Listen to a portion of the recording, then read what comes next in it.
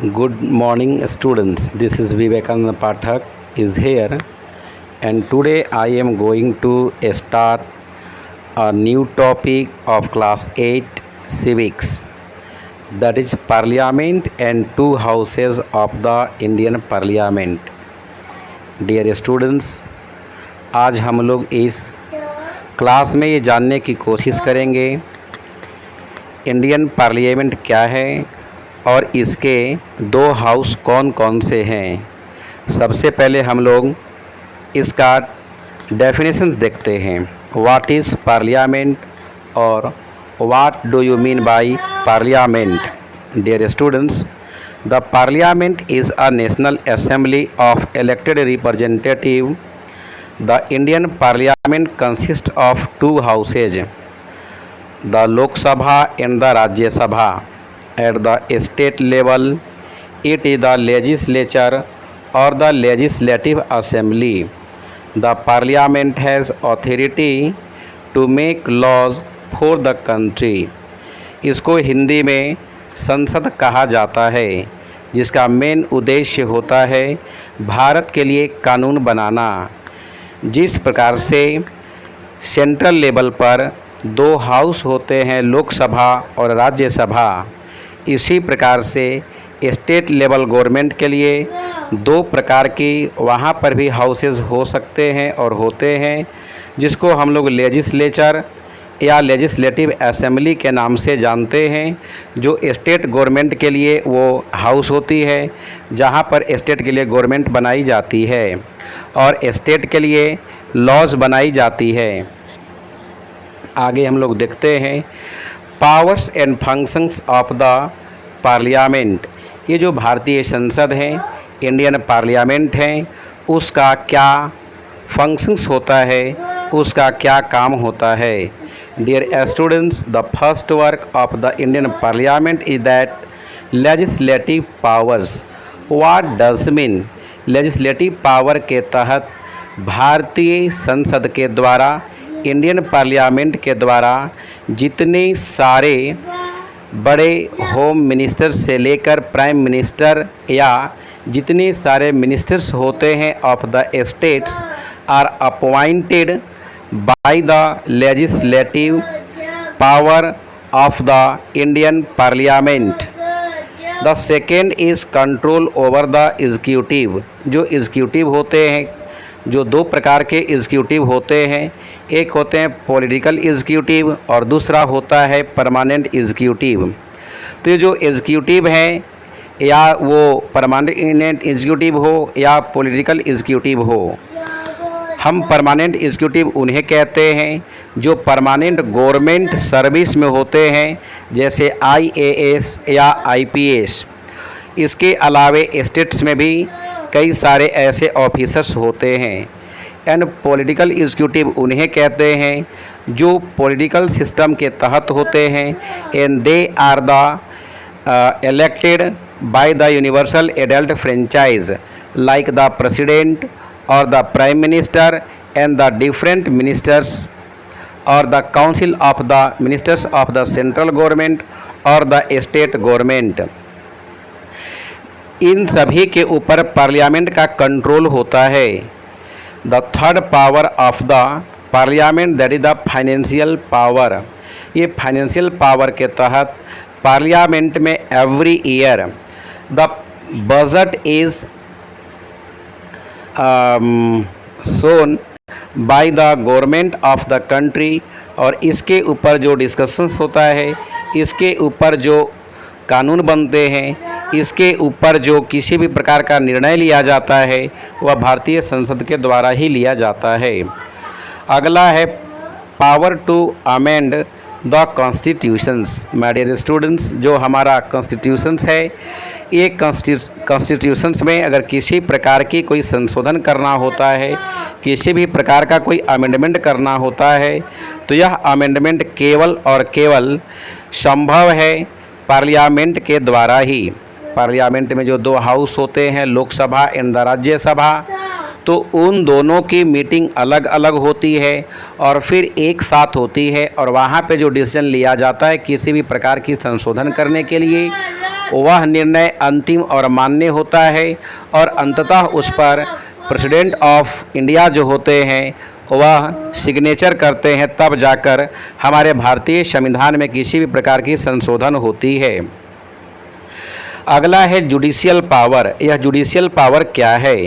According to judicial power, the chief justice of India is in the Supreme Court, who is appointed by the Indian Parliament by the President of India, and President is the integral part of the Indian Parliament. Dear students, तो इस जज का appointment या फिर उनका removal जो होता है इंडियन पार्लियामेंट के द्वारा किया जाता है। अलग इलेक्टोरल फंक्शंस के तहत डियर स्टूडेंट्स, जो भी हमारे एमपीज़ होते हैं वो राज्यसभा के मेंबर हो या लोकसभा के मेंबर हो, उन्हें मेंबर ऑफ पार्लियामेंट कहा जाता है। तो ये जो मेंबर ऑफ पार्लियामेंट होते हैं ये हमारे प्रेसिडेंट का इलेक्शंस करते हैं, हमारे प्रेसिडेंट का चुनाव करते हैं और इसके साथ ही वाइस प्रेसिडेंट ऑफ इंडिया जो होते हैं उनका भी चुनाव इनके द्वारा किया जाता है। तो these are the different power and functions of the parliament. यहाँ से भी क्वेश्चंस कई बार आते हैं। So dear students, you can frame the questions, what are the powers and functions of the Indian Parliament, then you can write these 6 points as the answer and you can score maximum. Dear students, हम आगे चलते हैं। The houses of the Parliament, तो यहाँ पे जो सबसे पहला हाउस है इंडियन पार्लियामेंट का वह है लोकसभा।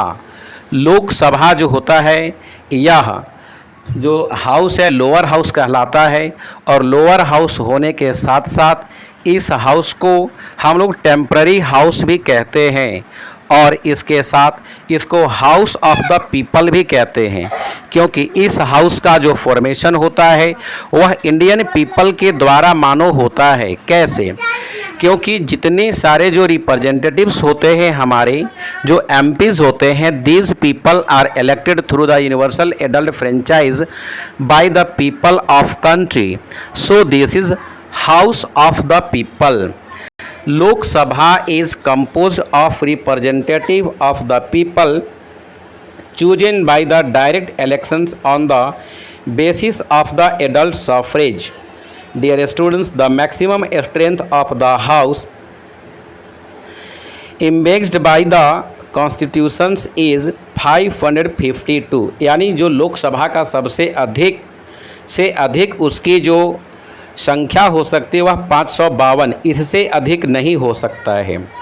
अभी करंट में जो भारत की पार्लियामेंट है और उसके अंदर जो लोकसभा है, इस लोकसभा का जो मैक्सिमम स्ट्रेंथ है वह 545 है। इस 545 में 530 जो मेंबर्स होते हैं वो इलेक्टेड रिप्रेजेंटेटिव्स होते हैं हमारे डिफरेंट स्टेट्स के द्वारा। अलग अलग राज्यों में अलग अलग संख्या है। जैसे अगर हम झारखंड की बात करें तो यहाँ से 14 एमपी इलेक्ट होकर जाते हैं एंड 20 मेंबर्स जो रिप्रेजेंट करते हैं यूनियन टेरिटरीज़ के। जैसे अभी हमारे कंट्री में 8 यूनियन टेरिटरीज़ हैं और इस 8 यूनियन टेरिटरीज से 20 मेंबर इलेक्ट होकर इंडियन लोकसभा में आते हैं एंड 2 मेंबर्स आर नॉमिनेटेड। तो इस प्रकार से 530 मेंबर जो हुए वह इलेक्ट किए गए कहाँ से? प्रत्येक स्टेट से, जो भी हमारे कंट्री में 28 स्टेट्स हैं वहाँ से। और 20 मेंबर जो हुए वह अलग अलग यूनियन टेरिटरी से इलेक्ट होकर आते हैं। जैसे अभी हमारे कंट्री में 8 यूनियन टेरिटरीज है वहाँ से। तो इस प्रकार से हो गए 550 एंड 2 मेंबर्स जो होते हैं हमारे कंट्री में, ये 2 मेंबर्स जो होते हैं इलेक्ट किए जाते हैं एंग्लो इंडियंस, जो यानी दूसरे देश के हैं पर अब वो भारत में रहने लगे हैं और भारत की नागरिकता उनको प्राप्त हो गई है। ऐसे लोगों को हम लोग एंग्लो इंडियंस कहते हैं। अब आगे हम लोग देखते हैं qualification to be a member of Lok Sabha. अगर कोई व्यक्ति भारत के पार्लियामेंट के लोकसभा का मेंबर बनना चाहे तो उसकी क्या क्वालिफिकेशंस होनी चाहिए। डियर स्टूडेंट्स, जो सबसे पहला क्वालिफिकेशंस है वह यह होना चाहिए कि उस व्यक्ति को भारत का नागरिक होना चाहिए। He she must be a citizen of India. दूसरी जो क्वालिफिकेशंस है वह उस व्यक्ति को 35 ईयर्स ओल्ड होना चाहिए। अगला है उस व्यक्ति का नाम भारत के वोटर लिस्ट में होना चाहिए। And fourth is she he must process such other qualifications as may be prescribed under law made by the parliament. अगला यह क्वालिफिकेशन है कि पार्लियामेंट के द्वारा कुछ नियम बनाए गए हैं, उस नियम उसके पास होना चाहिए। पांचवा जो क्वालिफिकेशन है, he she should not be a government servant, यानी उसको किसी भी प्रकार की सरकारी नौकरी में नहीं होना चाहिए। इन स्टेट गवर्नमेंट और इन अ सेंट्रल गवर्नमेंट वही व्यक्ति लोकसभा का मेंबर हो सकता है। Now the next topic we have that is the tenure of the Lok Sabha, यानी यह जो लोकसभा होता है इसका टेन्यूर क्या होता है, इसका कार्यकाल क्या होता है। The normal term of the Lok Sabha is 5 years. However, the President of India can dissolve it earlier also, but only on the recommendation of the Prime Minister. The term of Lok Sabha can be extended for a period of 1 year at the time of such as a bill is passed by the Parliament to meet some emergency situation for the ordinary and smooth working of the Lok Sabha. आप लोगों ने सुना कि भारतीय लोकसभा की जो कार्यकाल होती है वह मैक्सिमम 5 years होता है, लेकिन 5 साल से पहले भी इसको अगर चाहे तो डिसॉल्व किया जा सकता है भारतीय प्रेसिडेंट के द्वारा। लेकिन कैसे? On the advice of prime minister. अगर भारत के प्रधानमंत्री ये सलाह दें भारतीय राष्ट्रपति को कि लोकसभा को भंग किया जाए तो भंग कर सकते हैं, लेकिन इसे 1 वर्ष बढ़ाया भी जा सकता है अगर वैसी कोई क्रिटिकल कंडीशन हो। जैसे अगर अभी मैं आपसे बात कर लूँ कि कोरोना काल चल रहा है और मान लो ये 5 साल पूरा हो चुका है, लेकिन इतनी ज़्यादा प्रॉब्लम है कि वोट कराया जाना मुश्किल है, इलेक्शन कंडक्ट कराना मुश्किल है, तो इस स्थिति में पार्लियामेंट में एक बिल बनाकर इसको 1 वर्ष के लिए एक्सटेंड किया जा सकता है। तो बहुत सारे क्वेश्चंस इस टॉपिक से बनते हैं। What is the tenure of the Lok Sabha, आप बता सकते हो 5 years। Who can dissolve the Lok Sabha, आप बता सकते हो president can dissolve the Lok Sabha. Dear students, आगे हमारा जो टॉपिक है वह power and function of the speaker. तो इससे पहले हम जान लें कि हमारा जो लोकसभा होता है उसका एक चेयरमैन होता है, उसका एक अध्यक्ष होता है जिसे हम लोग स्पीकर के नाम से जानते हैं। अभी प्रेजेंट में रिसेंटली जो लोकसभा स्पीकर हैं, जो लोकसभा के चेयरमैन हैं, अध्यक्ष हैं, वह श्री ओम बिरला हैं, जो सिंस 19 जून 2019 से हैं और ये 5 years तक कंटिन्यू रहेंगे। तो ये जो है इनका काम क्या होता है, इनका फंक्शन क्या होता है। पहला जो इनका फंक्शन है, पहला जो वर्क है वह the speaker preside over the meeting of Lok Sabha. Lok Sabha में जो मीटिंग होती है सभी 545 MPs वहाँ पर गैदर होते हैं for the discussion for the meeting. तो ये कम से कम 1 बार 6 महीना में ज़रूर होता है और 1 वर्ष में 2 बार मीटिंग ज़रूर होती है। तो इस मीटिंग का जो हेड करते हैं वह भारतीय लोकसभा के स्पीकर करते हैं। दूसरा इनका पावर है the speaker maintain discipline and decorum of the house if the situation demands the speaker can adjust the house. यानी ये जितने सारे लोग हैं वहाँ पर MPs, अगर किसी भी प्रकार की शोर शराबा, किसी भी प्रकार की प्रॉब्लम होती है तो ये उनकी जिम्मेदारी होती है कि अनुशासन बनाए रखें। अगर अनुशासन भंग होता है तब उसी समय ये मीटिंग को स्थगित कर सकते हैं। यह इनकी शक्ति है, यह इनकी पावर है। All the petition and documents address to the houses arrest by the speaker. Dear students, जितने सारे डॉक्यूमेंट्स होते हैं या जो पिटीशन दिया जाता है मेजॉरिटी गवर्नमेंट के द्वारा या अपोजिशन पार्टी के द्वारा, इन सभी पिटीशन को ये रिसीव करते हैं, एक्सेप्ट करते हैं। 4 है, it is the Lok Sabha speaker who preside over the joint sitting of both the houses of the parliament. Parliament में 2 हाउस है, लोकसभा एंड द राज्यसभा। तो यही वो व्यक्ति हैं कि दोनों हाउस का, लोकसभा और राज्यसभा दोनों की ज्वाइंट मीटिंग ये कंडक्ट करा सकते हैं, ले सकते हैं।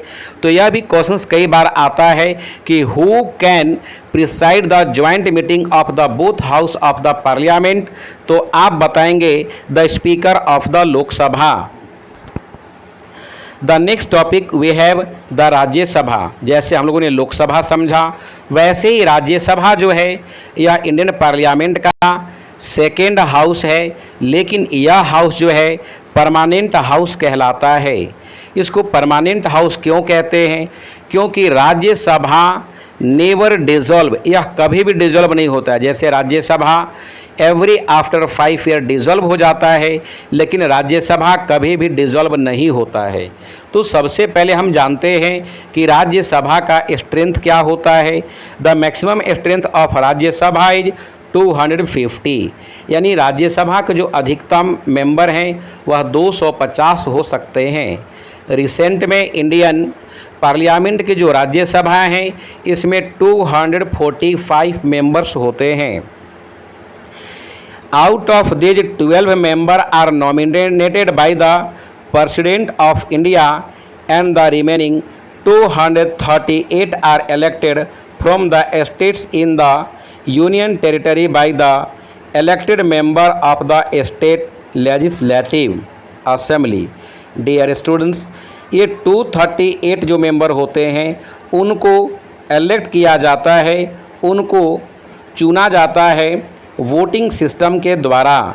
लेकिन यहाँ पर यूनिवर्सल एडल्ट फ्रेंचाइज के माध्यम से नहीं, बल्कि इसके जो मेंबर होते हैं राज्यसभा के, वह मेंबर ऑफ पार्लियामेंट जो होते हैं, राज्यसभा के कुछ मेंबर एंड लोकसभा के member and the member of legislative assembly. प्रत्येक राज्य में अपनी लेजिस्लेटिव असेंबली है, तो उसके जो मेंबर होते हैं वो लोग इनका चुनाव करते हैं।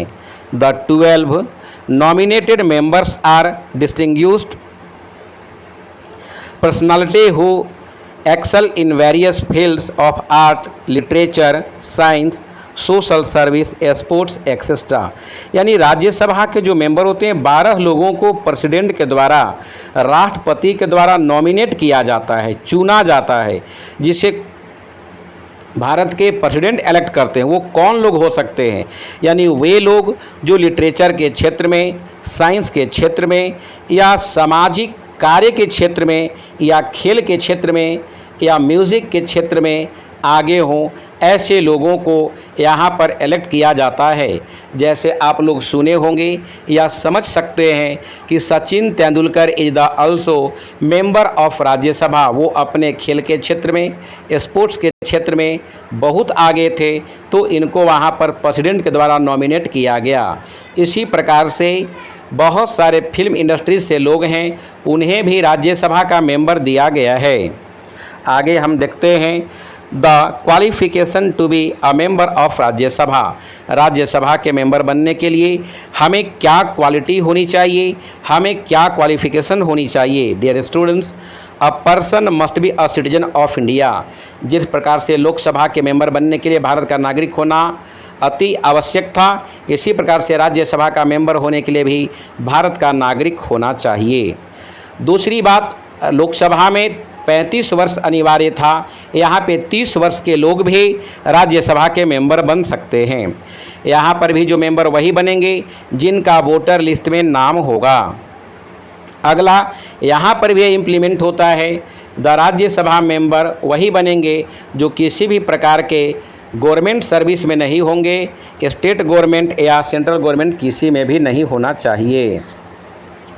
Now the next topic we have that is the election and tenure of the Rajya Sabha, यानी राज्यसभा का इलेक्शन कैसे होता है और फिर इसका टेन्यूर, इसका कार्यकाल कितने दिनों का होता है। The Rajya Sabha is permanent house which can never be dissolved. जो राज्यसभा ये परमानेंट हाउस है, जैसा मैंने पहले ही बोला, अभी परमानेंट हाउस क्यों है, क्योंकि राज्यसभा कभी भी डिसॉल्व नहीं होता, कभी भी भंग नहीं होता है और इसे परमानेंट हाउस कहते हैं। इसको हम लोग एक और नाम से जानते हैं, यानी इसको हम लोग हाउस ऑफ द स्टेट्स भी कहते हैं और फिर इसको हम लोग अपर हाउस भी कहते हैं। लोकसभा को लोअर हाउस और इसको हम लोग अपर हाउस कहते हैं। After every 2 years 1/3 of its member retire and election are held to fill the seats. ये क्यों डिसॉल्व नहीं करता है, क्योंकि 1/3 यानी 3 में से 1 सदस्य एवरी आफ्टर 2 years रिटायर हो जाते हैं और उस जगह पर नए मेंबर, नए सदस्य आ जाते हैं। इस प्रकार से therefore each member of Rajya Sabha has a term of 6 years, यानी जो मेंबर बनते हैं राज्यसभा के वह 6 वर्ष के लिए बनते हैं और प्रत्येक 2 साल पर 1/3 लोग इसके रिटायर कर जाते हैं। इस प्रकार से राज्यसभा कभी भी डिसॉल्व नहीं होता है। आप क्वेश्चंस बना सकते हैं। Which house can not be never dissolve, आप बता सकते हैं राज्यसभा। आपसे क्वेश्चंस पूछा जा सकता है वाई राज्यसभा नेवर डिसॉल्व, आप बता सकते हो because 1/3 member of Rajya Sabha retire every after 2 years। Dear students, आगे हम लोग देखते हैं presiding officer of the Rajya Sabha. जिस प्रकार से लोकसभा का एक स्पीकर था, इसी प्रकार से राज्यसभा में भी एक अध्यक्ष होते हैं, वहाँ पर भी स्पीकर होते हैं, जिसको हम लोग एक्स ऑफिसियो ऑफिसर के नाम से जानते हैं। तो who is the ex officio officer of the Rajya Sabha? अभी प्रेजेंट में जो एक्स ऑफिसियो ऑफिसर हैं राज्यसभा के, वह श्री वेंकैया नायडू हैं, जो भारत के वाइस प्रेसिडेंट हैं और हमेशा भारत के जो वाइस प्रेसिडेंट होते हैं वही राज्यसभा के चेयरमैन, वही राज्यसभा के ऑफिसर, जिसको हम लोग एक्स ऑफिसियो ऑफिसर कहते हैं या चेयरमैन कहते हैं, वही होते हैं। लाइक द लोकसभा स्पीकर से ही also preside over the meeting of the Rajya Sabha, conducts its proceeding and maintain the discipline and the decorum of house। जिस प्रकार से लोकसभा अध्यक्ष अपनी सभा की मीटिंग लेते हैं, इसी प्रकार से राज्यसभा के भी जो अध्यक्ष होते हैं, एक्स ऑफिसियो ऑफिसर होते हैं, वह भी अपने राज्यसभा की मीटिंग कंडक्ट करते हैं। The vice president is not a member of the house. अब ध्यान देने वाली बात है कि वो अध्यक्ष होते हैं राज्यसभा के, लेकिन वह किसी भी हाउस का, लोकसभा या राज्यसभा, किसी भी हाउस का वह मेंबर नहीं होते हैं। से he can not vote on any issue. अगर किसी भी प्रकार की कोई इशू होती है तो वाइस प्रेसिडेंट कभी भी वोट नहीं करते हैं। Whereas the Lok Sabha speaker can vote, the Rajya Sabha elect its deputy chairman also from among its the member who perform the duties of the chairman in her his absence। Lok Sabha का जो speaker होता है वह वोटिंग कर सकता है, लेकिन राज्यसभा का एक्स ऑफिसियो ऑफिसर कभी भी वोट नहीं कर सकता है। एक समय में वो वोट कर सकता है in the time the election of president. अगर प्रेसिडेंट का इलेक्शन हो और 2 कैंडिडेट हों और दोनों के बराबर सीट हो जाएं, दोनों के बराबर वोट हो जाएं, तो उस स्थिति में कॉन्स्टिट्यूशनल्स रूल के अनुसार से vice president of India can vote to any one. Dear students, तो यह था presiding officer of the Rajya Sabha. आगे हम लोग चलते हैं और इस प्रकार से ये parliament, Lok Sabha and Rajya Sabha complete होता है। Dear students, I would like to request you like, share and subscribe my channel as you can get more and more knowledge and information related to your different topics of SST. Thank you very much once again.